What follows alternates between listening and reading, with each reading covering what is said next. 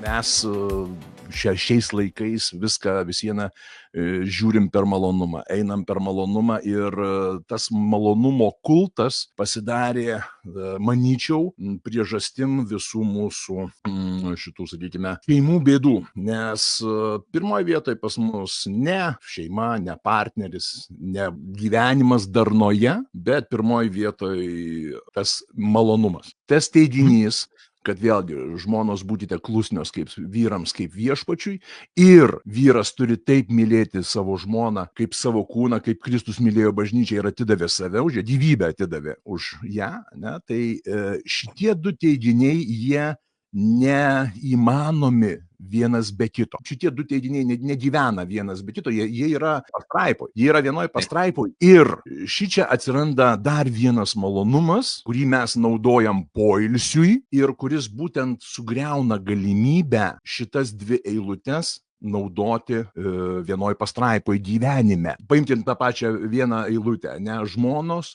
būkite klusnios savo vyrams tarsi viešpačiui. O tas viešpats penktadienį vakare grįžo biškeliai šitą kalką. Bet šitoj vietoj mes atsirandam toj situacijoj, kur feminizmas ir klesti. Kaip galima būti paklusniam kaip viešpačiui, kai tas viešpats, atsiprašant, mes žinom, iš tikrųjų, matėm ne vieną.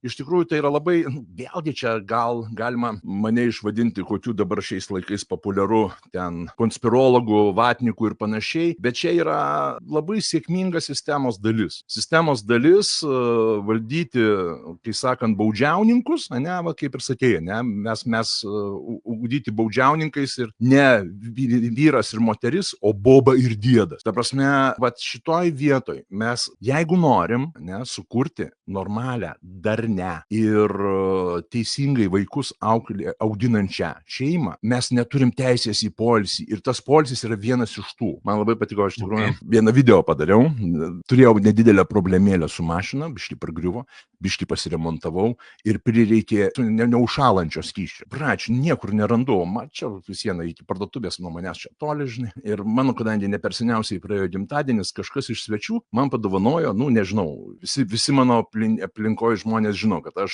su alkoholiu nedraugauju 25 metai, bet vis vien padovanojo man didžiulį Finlandijos butelį. Ir tas Finlandijos butelys, aš net nufilmavau tokį, sakau, va, chebra, žiūrėkit, lifehackas, kur turi būti naudojamas alkoholis. Ir aš atkorkavau, tą specialiai parodžiau, kad jisai yra, iš gamykliškai dar užkorkuotas, atkorkavau ir visą suleidau į langų apiplovimo skysčio bakelį. Ir man, žinok, man dūšia daina. Va, chebra, va čia alkoholis turi būti naudojamas pagal paskirtį. Aš 25 metai ant scenos, aš 25 metus kiekvieną savaitgalį po vieną, po dvi šventes matau, kaip mes tvarkingai, nuoširdžiai, žalodami savo atžalas, beje, labai skausmingai, mes žudom save ir naikinam tą naikinamą produktą, bet jau, kai sakant, vartodami ne ten, kur reikia. Va, ir iš tikrųjų, realiai vyrai pragėrė savo vyriškumą. Va, tą visą feminizmą užkūrė vyrai. Pirmoji vietoj, vyrai, kurie valdė korporacijas, valdė gamyklas, valdė didįjį biznį, jie nusprendė, kad,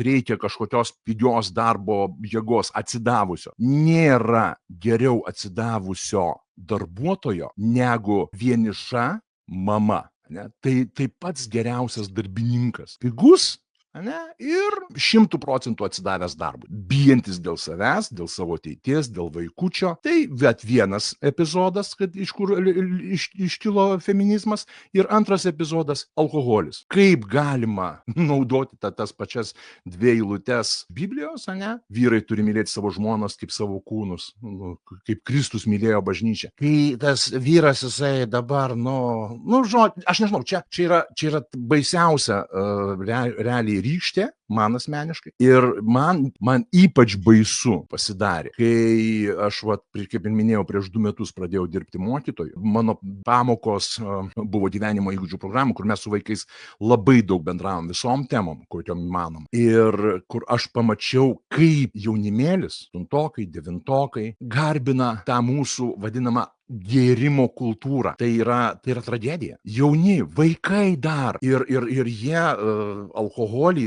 ta prasme, vertina kaip, čia, aišku, gal jie ten kažkiek tai ir sarkastiškai į tai žiūrėjo, gal čia mane per dantį, kaip ale traukia, ne? Bet ten, kada geriam, kada kalam, kada tenai, va, čia, ta prasme, ir va, jie man prisipažįsta, va, čia, va, biški mes pavarėm, žinai, čia, va, kitą dieną buvo bloga, ir jie tuo didžiuojasi, nes mes suaugom, mes vyriškėjam. Pats didžiausias, kai sakant, vyriškumo priešas vaikams galvose sukišta kaip vyriškumo ženklas. Taip, be abejo, aš puikiai prisimenu tas reklamas, kur buvo ten tas džimbimas, ar koks ten gėrimas ir ten tipo labai kietas kaubojus ateina į barą, čia bullshit, čia ne džimbim, ir čia supranti, va, čia kaluva, o va, čia va gėrimas, čia aš vyras. Kaip yra sakoma, kuo skiriasi vyras nuo kiaulės? Kiaulė išgėrus šnapso netampa vyru. Tai nežinau, iš tikrųjų, va, čia yra ta priežastis, kad Biblijos žodžiai paseno. Ne, mes pragėrėm vyriškumą, mes pragėrėm galimybę būti vyrais iš didžiosios V. O moterims, kas belieka? Kas belieka, jeigu tavo sutuoktinis, tai tas tavo ramstis, tavo apsauga, tavo garantas, jisai yra daržovės pozoj dabar, tai tenka tapti vyru. Jis turi eiti, va, pakurt pečių, jis turi eiti priskaldyti malkų, ar jisai dabar pats nepaeina. Tai moteris ima, va čia va ir yra. Mes vyrai sukūrėm feminizmą ir dabar turime iš to savo gyvenime šiukšlyną. Partnerio pažeminimas kaip malonumas. Tai vat šitoj vietoj aš iš tikrųjų visą laiką, vat šiuo klausimu, visą laiką naudojau mano tėvo man bruktą frazę, tiesiog frazę. Daryk taip kitam, kaip nori, kad tau darytų. Ta prasme, artimo žmogaus žeminimas, tai jisai iškrenta iš naudojamų priemonių, jeigu tu tiesiog elgiesi su kitu žmogum, su artimu žmogum, taip, kaip nori, kad su tavimi elgtųsi. Senais laikais, vėlgi, pusiaukeliai mano šeimos psichologijos analizės gyvenime, aš gavau iš jo ekscelencijos Valdo Adamkaus labai gerą frazę. Čia buvo naujametinis jo interviu, kai jisai dar buvo prezidentu. Buvo klausimai užduodami iš žiūrovų. Ir buvo klausimas, Jūsų ekscelencija, kokiegi paslaptis tokios ilgos ir berods gražios santuokos su Alma Adamkiene, ne? Va, ir man tada, aš labai nemėgstu tų visų politikų pasisakymų, ten tokio pobūdžio laidų, bet kai aš užkliuvau eidamas per kanalus būtent ant šitos frazės, čia mano tema, čia man tai įdomu, davai, ką Valdelis pasakys. Jis taip lyg ir sutriko, žinai, ir paskui išrėžė tą frazę, su kuria aš realiai gyvenau 14 metų. Jis pasakė, sako, pirmoj vietoj turi būti pagarba, besąlygiška pagarba vienas kitam. O paskui, sako, ir meilė ateis. Man tuo metu sugriuvo smegenys, nes, kaip po to meilė ateis, tai pirmiausiai meilė, žinai, kas čia per nesąmonė. Ir realiai aš po to tą jo frazę gromuluodamas, aš atradau, kad, realiai tai labai stipri frazė, labai teisinga įžvalga, ant kurios galima statyti praktiškai visus santykius. Bet dabar toliau domėdamasis psichologija, toliau analizuodamas situaciją, darydamas savo asmeninės klaidas, aš susidūriau su tuo, kad, ta frazė neįmanoma iki galo, nes mes per daug skirtingi. Nes vyras, jisai turi du pusrutulius, kurie dirba po vieną. Arba vienas pusrutulis, arba kitas. Arba mes, technikai, konstruktoriai ir ten užsiėmę inžineriją, arba persijungiam, pereinam į kitą pusrutulį ir tada mes tampam, ten jausmingi, jau emocijos ir panašiai. Pas mus du pusrutuliai vienu metu nedirba niekada. Moterys yra visiškai kitokios. Jų smegenų pusrutuliai yra sujungti tokia stora dešra, kur neuronai skraido pirmyn atgal be sustojimo. Vyras poilsiaudamas gali, kai sakant, išsijungti tiek, kad jos smegenys dirba kokių 15-20%. Vat ramybės būsenai, poilsiaudama. Moteris, jos smegenys poilsio būsenoj, jos nusileidžia iki 90% darbo.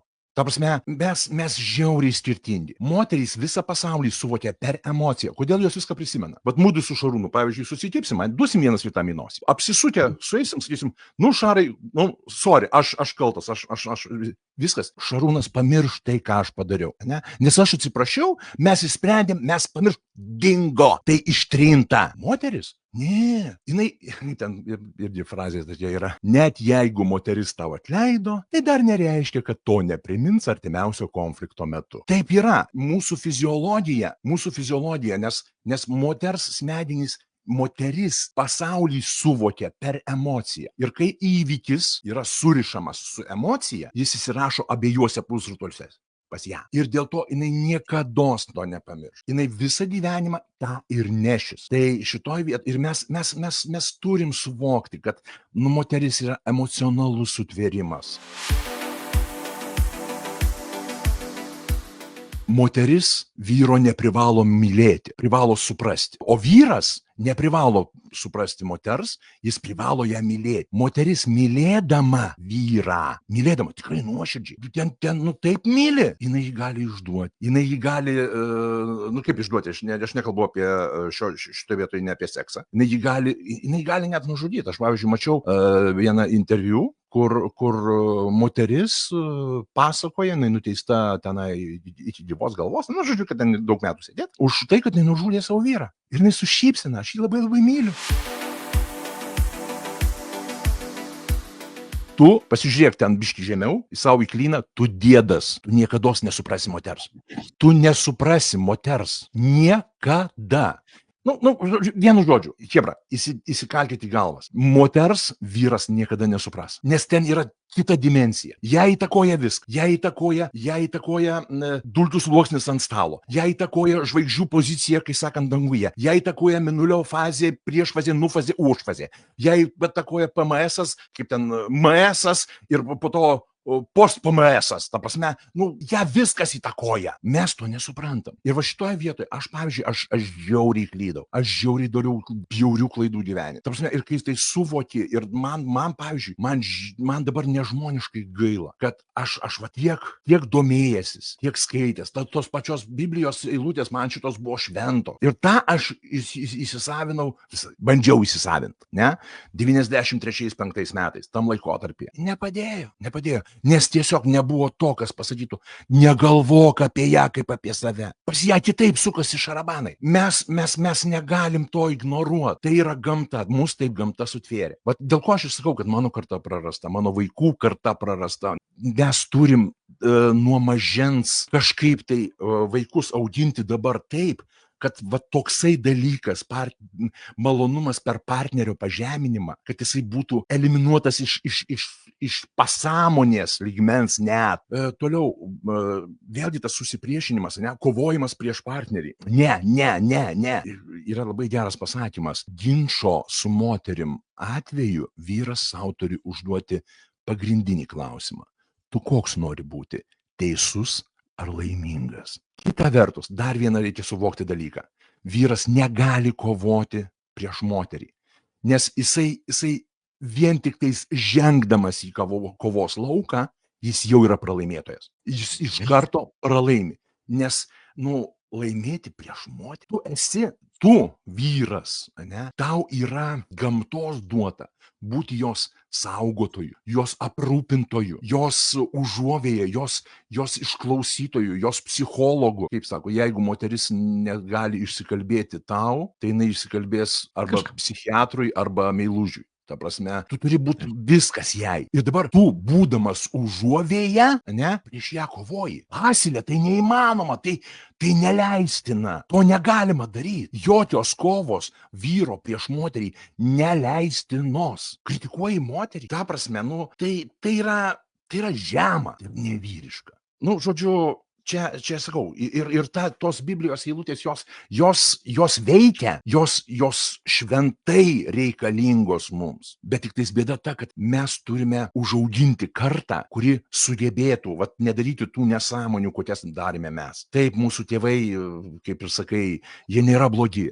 Jie gyveno pagal savo suvokimą, kuris buvo blogas ir formuojamas tos peršamos kultūros, kuri vėlgi alkoholio kultūros, kabutėse kultūros. Nes, gerai, mes jau apie tai kalbėjom.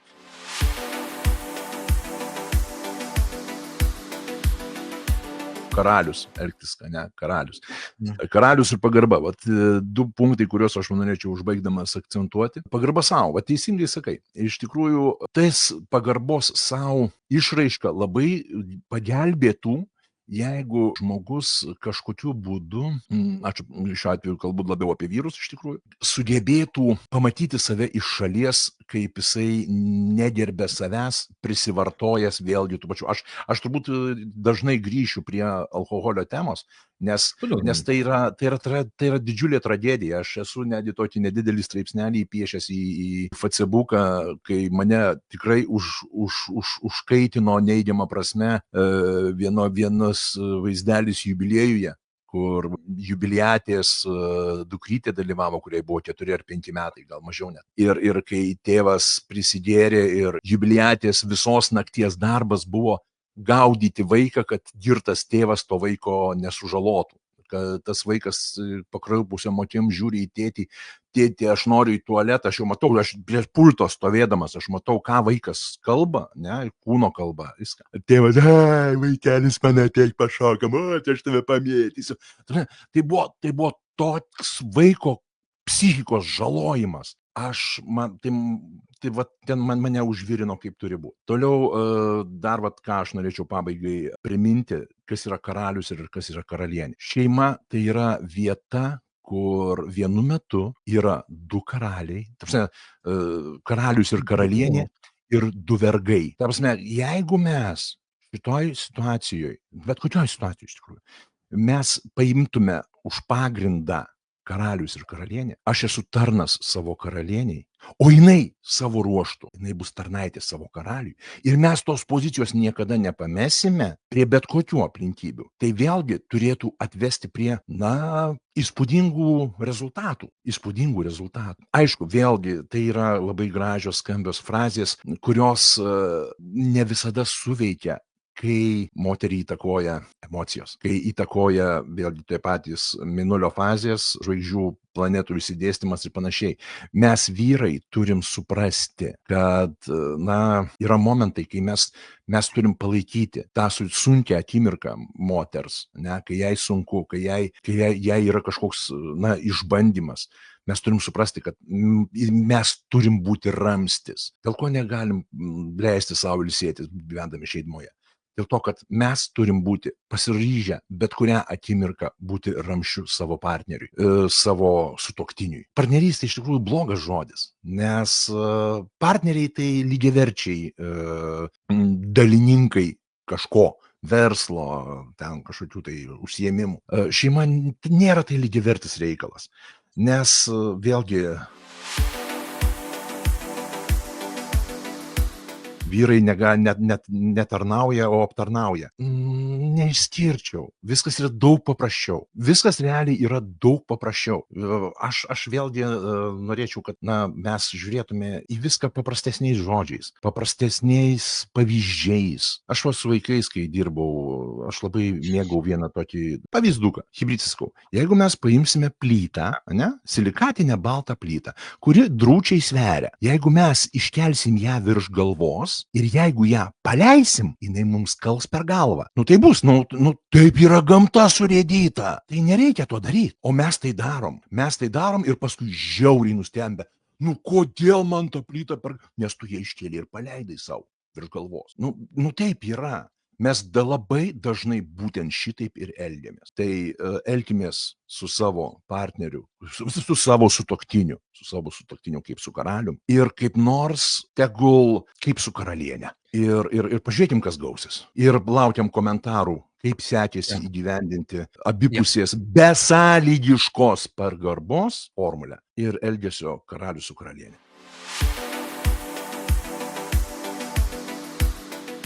Aš kaip ir visą šią dieną sakiau, vienas be kito neveikia. Kaip Biblijos eilutė, žmonos būkite klusnios ir vyrai mylėkite savo žmonas, kaip Kristus mylėjo bažnyčią, šitos eilutės atskirai neveikia. Kaip neveikia elgtis su savo partneriu kaip su karalium, o tu elgtis su savo partneriu kaip su karalienė, tai irgi atskirai šitos eilutės neveikia. Ir tas teiginys, kad besąlygiška abipusė pagarba, jie irgi neveikia, jeigu tai nėra, sakykime, jeigu tai viena dalis naudoja, o kita dalis, ne, aš dabar nenaudosiu. Mes turim neatskirti šitų dalykų. Ta prasme, kad tai veiktų, tai turi veikti abiem kryptim.